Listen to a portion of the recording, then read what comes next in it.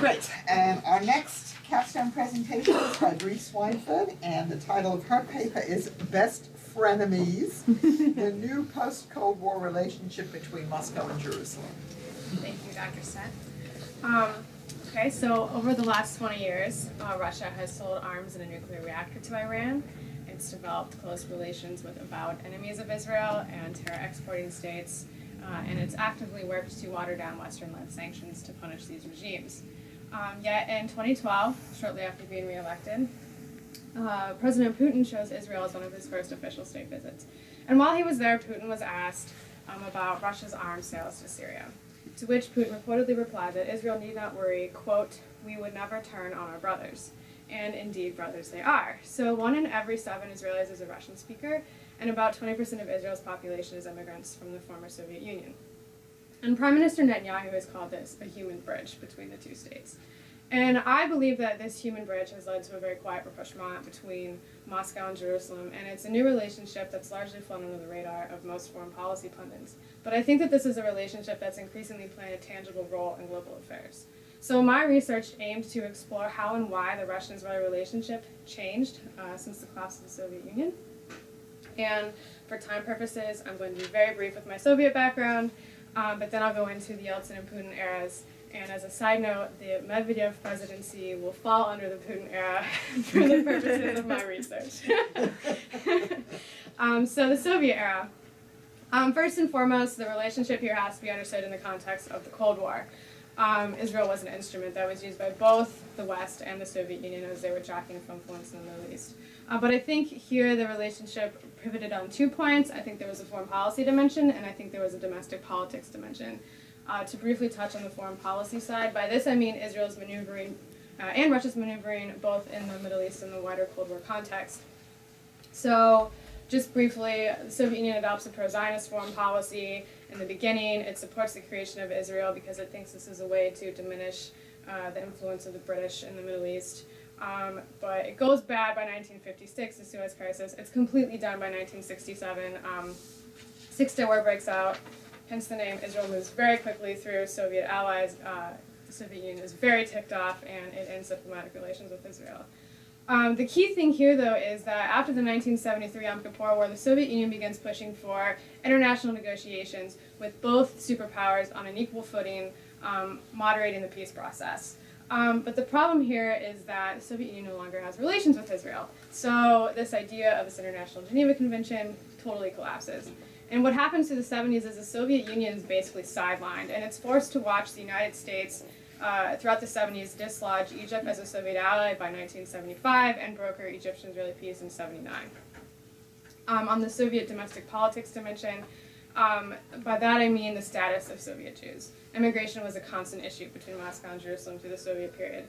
And I think the important thing to take away here is that while this was a major issue between them during the Soviet period, by the time the Cold War ends, this is no longer an issue, and the immigrants from the Soviet Union to Israel become the basis for this renewed relationship.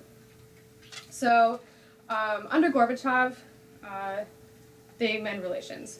So following the U.S. victory in the Gulf War in 1991, the U.S. moves to reinvigorate the peace process, and they allow the Soviet Union to be a co-sponsor of the Madrid Conference. But Israel says, we won't come unless you, Soviet Union, restore relations with us. So literally 11 days before the Madrid Conference, they restore relations. And it really was because the Soviet Union wanted what it had been asking for since the 70s. So they restore relations, and then by December they reopen embassies. Soviet Union collapses. So the Yeltsin era. I think Yeltsin comes to power. That administration is mostly focused on consolidating its own power and currying favor with the West. And part of this is then mending and building on this new relationship it has with Israel. And I think the Yeltsin administration saw 2 main benefits in improving relations with Israel. One, I think post-Soviet Russia saw its involvement in the Arab-Israeli peace process as a way to prove its continued relevance in global affairs. And it learned its lessons from Madrid that you have to have relations with both the Arabs and Israelis to be at the table. And secondly, I think the Yeltsin administration is seeking economic dividends from Israel's now very large, highly educated Russian-speaking population.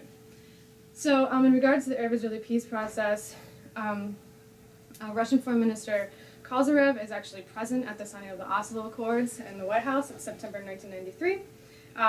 He meets with the PLO leader the next day, Yasser Arafat, and holds a press conference saying that Arafat thanked Russia for all the cooperation, but really Russia played a very negligible role in the peace process. But likewise, Kozyrev is present at the Jordanian-Israeli peace agreement in 1994 and Oslo II in 1995. And Russia does play up its role in this, even though in reality it doesn't do much. By 1996, Russia is having presidential elections, and Yeltsin's facing a lot of criticism at home for his very pro-Western foreign policy.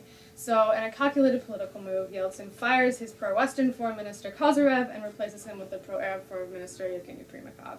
And I think you can tangibly see relations between Russia and Israel start to go bad after this.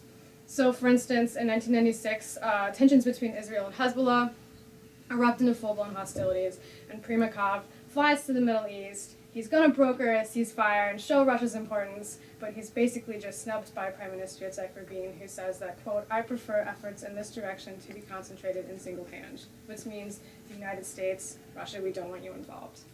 Relations also started to go bad under the Yeltsin era vis-a-vis Iran. So in January 1995 is when Russia signs the $800 million deal to complete the construction of the Bushehr nuclear reactor.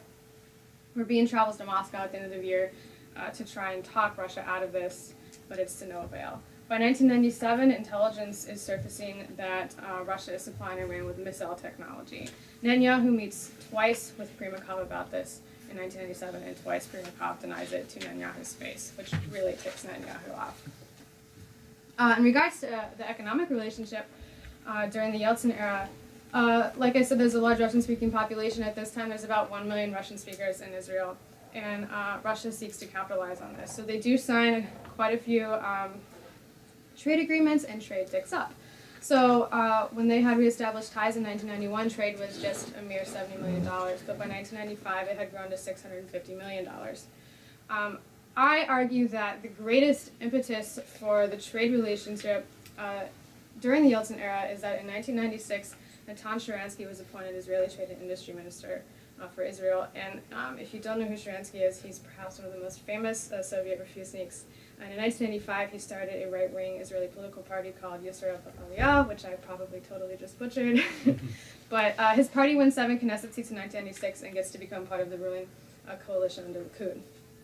So despite tensions after Primakov becomes Russia's foreign minister, Sharansky decides that he's going to make trade with Russia his top priority. So in 1997, he has this big historical visit to Russia, and he brings with him over 90 Israeli business officials. He announces that he wants trade to reach $1 billion by the year 2000.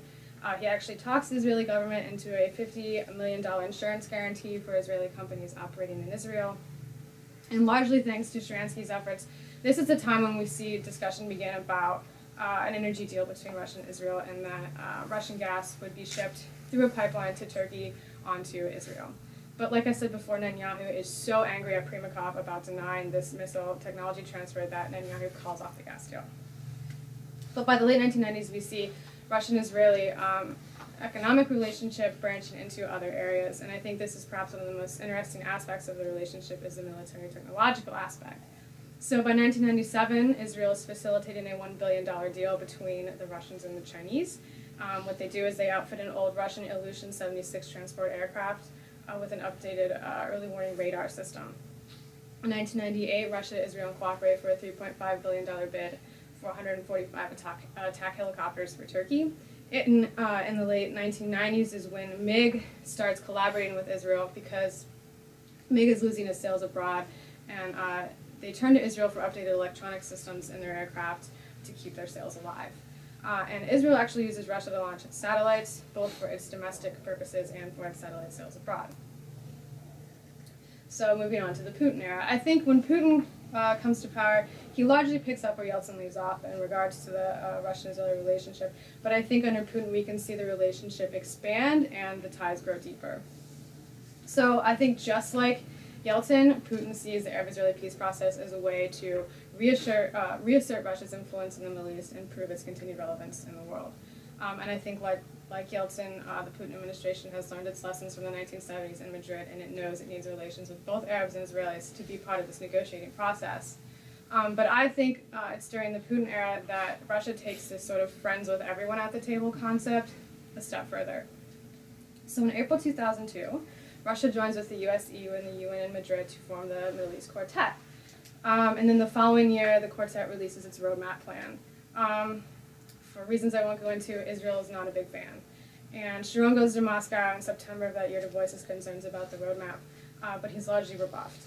And at this point, we see Russia taking a very open and pro-Arab stance in regards to this process. Russia votes against Israel's construction of a security fence and fairly loudly condemns Israel's killing of the Hamas leader.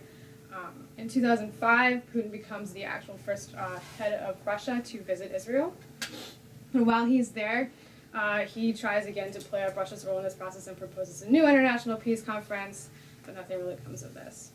In 2006, Hamas is elected in Gaza, and Putin actually invites them to Moscow for talks, even though all the other quartet members said they're not talking to Hamas until they renounce violence and recognize Israel.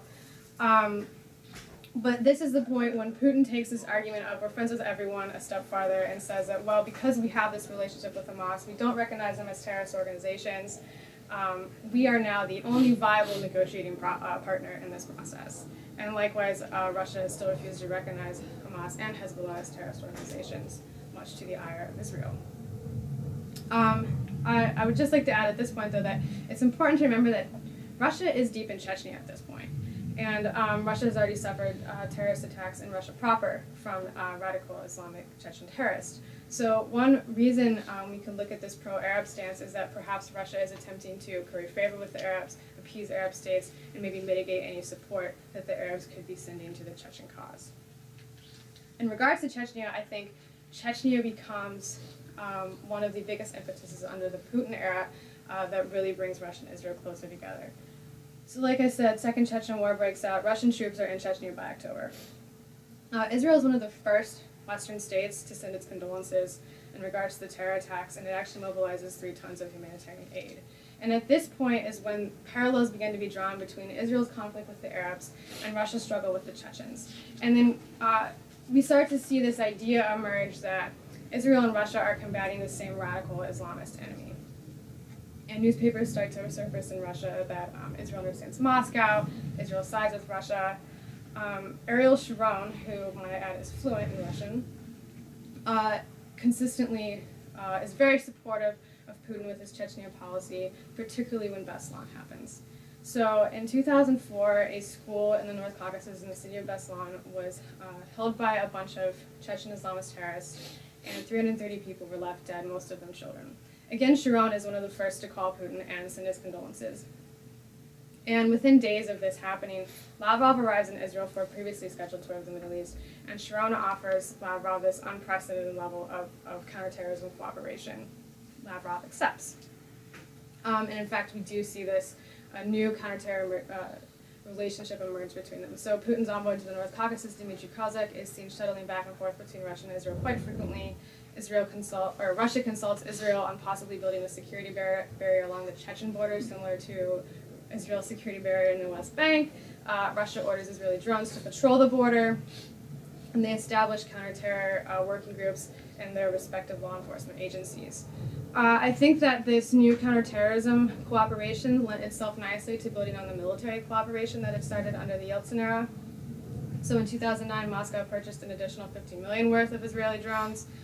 In September 2010, they signed a $400 million deal for the joint production of Israeli drones in Russia, and in October 2010, they signed a 5-year military cooperation agreement. And in regards to this, I think trade is perhaps one of the priorities of the Putin administration, and I think you can see this when Putin went to Israel in June 2012. He brought with him over 300 businessmen, and in fact, Israel had to shut down the King David Hotel to house his entire entourage. The trade now is upwards of $4 billion. And part of this is that in 2008, they signed a visa-free travel regime. So this is partly because of family ties, but also tourism. So Russians are only second to Americans in the amount of tourists that go to Israel. And part of this is the family ties, but I think part of this is also the draw of Israel being the Holy Land. Russia is a population of Christians, and I think Putin himself has taken a deep interest in this aspect of Israel. If we go back to Putin's memoirs, От первого лица, we see that he talks about a cross he had blessed in Israel on a trip to Israel in 1993, and he says that he's never taken it off since. And Putin reportedly took a personal interest in getting Russian Orthodox Church property in Israel back under control of Russia. And he reportedly teared up when he visited the Sergei courtyard in 2005, and in fact, Israel did give this back to Russia in 2008. Part of the trade then is that they actually do sign an energy deal under Putin. In November 2003, Russia agreed to ship oil from its Black Sea ports through the Turkish Straits to the Israeli port of Ashkelon, and then from there, the oil is shipped across the Trans-Israel pipeline to the Israeli port of Eilat. From there, it is shipped on to Asian buyers. And before, Russia had to go around the entire African continent. So here, this is a great deal for Russia, and then for Israel, it actually got Russian crude at below market prices. So Israel likes to keep its energy supplies very hush-hush, but an Israeli official leaked in 2008 that it was, or 2006, that it was getting about 88% of its crude oil from Russia, although now reports say it's getting perhaps 30% for Azerbaijan. It's a little murky, but suffice it to say that Israel is obviously getting oil from Russia. They signed this deal right when the Blue Stream gas pipeline is completed between Russia and Turkey, and this sparks renewed interest in the gas deal. So that plan was for a $2 billion pipeline spur to come from Blue Stream to Israel, which would supply Israel with about 30 to 40% of its annual gas consumption.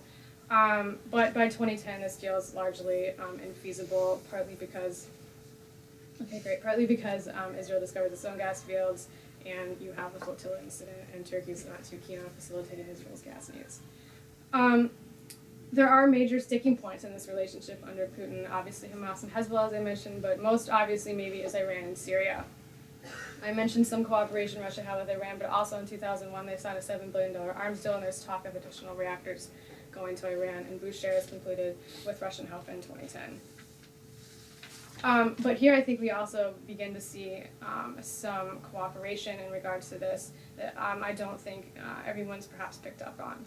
So there was talk during the Putin era about the transfer of the S-300 air defense missile system to Syria and Iran, and this would put a major dent in Israeli air superiority over these states, which it would consider a major security threat to it. So cooperation is that Israel actually supplied and trained Georgian troops. So when the Georgian War broke out, Georgian officials, including Saakashvili, made very public statements bragging about how well it was doing thanks to Israeli help.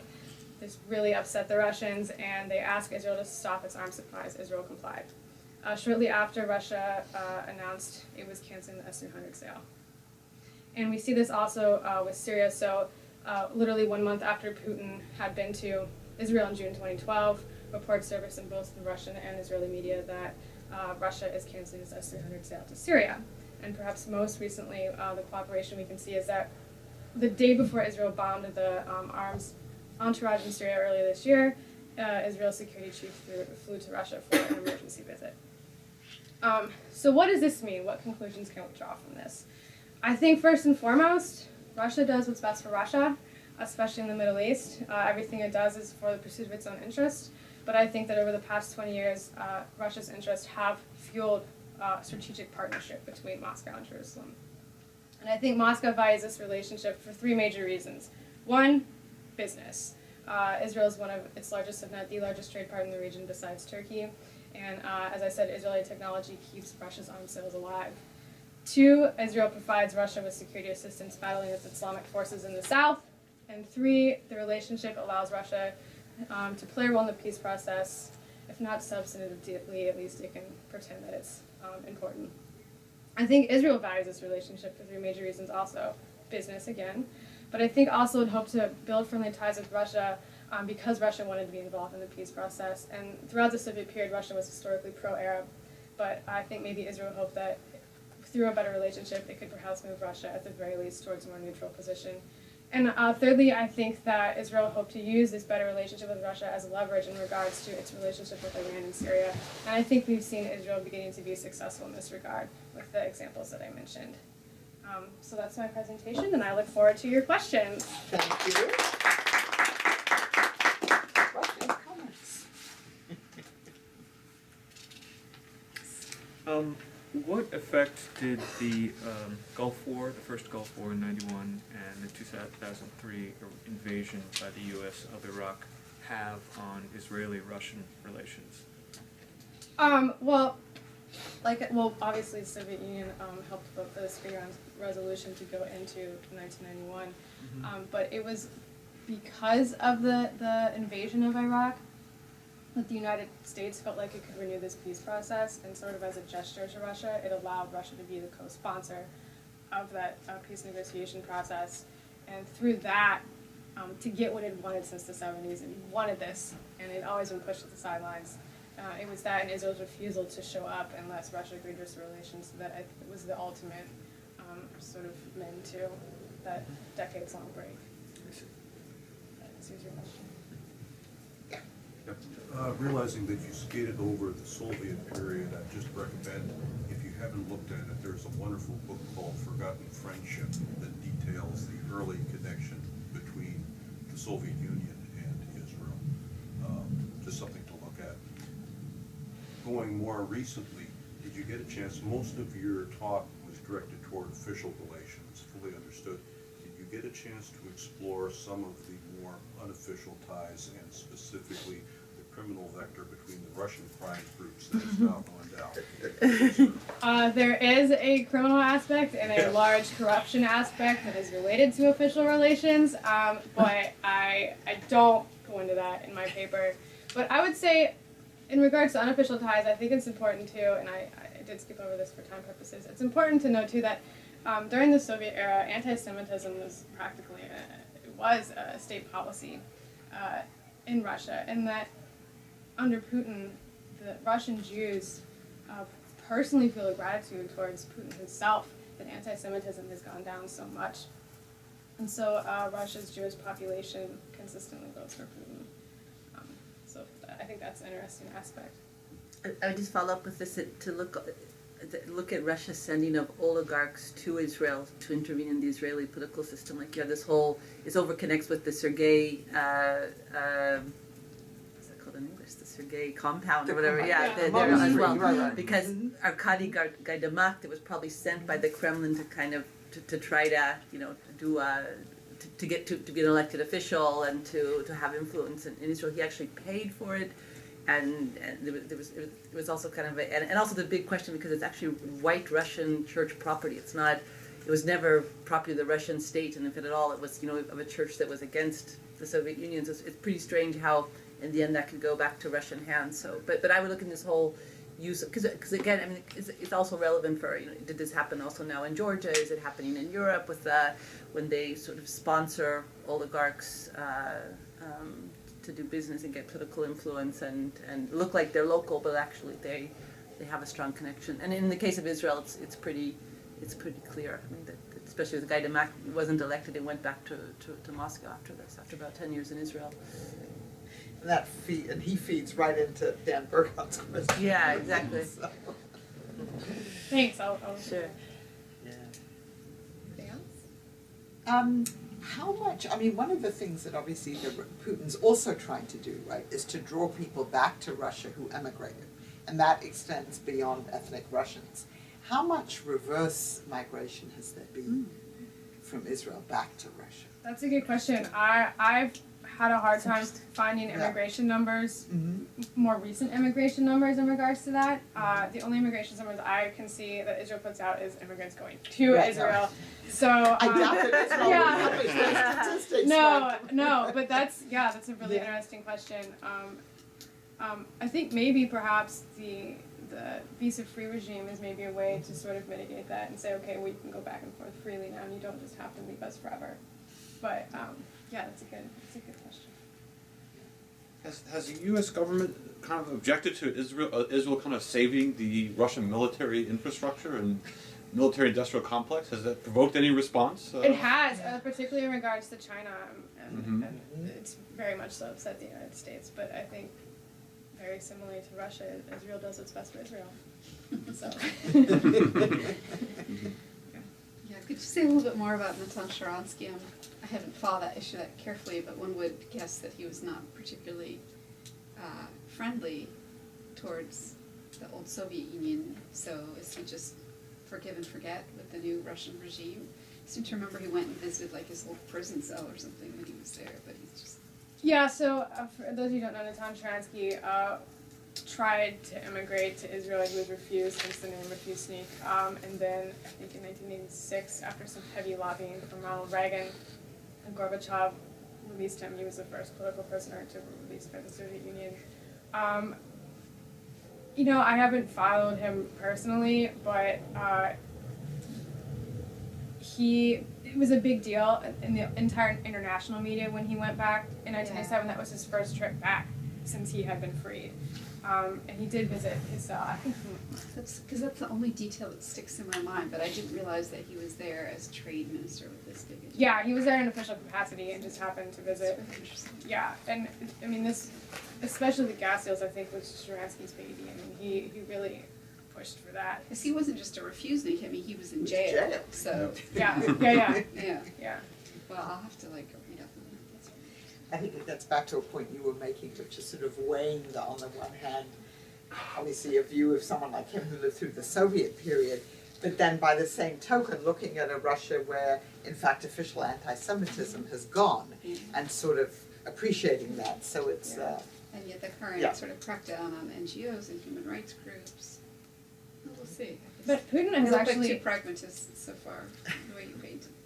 Putin has actually taken the time to meet with the Russian Jewish Congress and talk to them about their concerns and needs for the Jewish community in Russia. And statements by Russia's chief rabbi indicate that they feel that both Putin and Medvedev were very in tune to the needs of the Russian Jewish community. So. But like the Jewish, these are all like oligarch organizations. They're sponsored by. I mean, it's not like that they're independent of the Kremlin as well. I mean, they're kind of a tool of that. Most of them. Yeah. So they're not going to be dubbed foreign agents. Yeah. Yeah, that's an interesting question. Would you be a foreign agent if you take money from Israel as opposed to the United States? Well, recently we saw a Russian Duma deputy was fired because he had dual Russian Israeli citizenship, and that's a no-no.